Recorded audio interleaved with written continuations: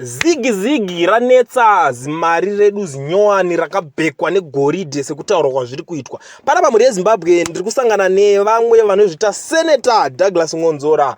Tingati former politician, ex-politician, I don't know kuti vadedza tichiti because resi remapolitician vakatobuda kudhara. Chasara ngokuchengoti vavhure chechi since vane mabuilding avakasirwa AMDC. So panapa vari kunyora vakati Dear ED Mnangagwa and Mtuli and the monetary authorities in Zimbabwe, is it true that there are things in Zimbabwe that our Zig cannot buy? If that be the case, is it then a currency or some inferior medium of exchange Zimbabweans deserve an answer? Ndiye ari kubvunza achiti maZimbabwe zvavari kudeserve an answer. Sometimes mwanotanza mwakaunzwa hondo nemurwere wepfungwa akamushora kuti uyu anorwara.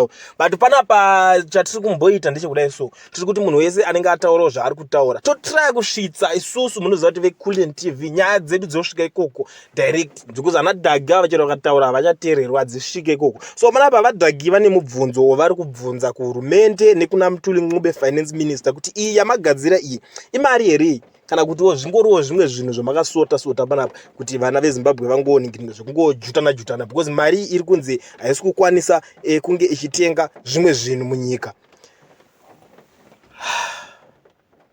Ameno regedza timboona vana veZimbabwe kuti zviri kuperera papi chii chichazoitika.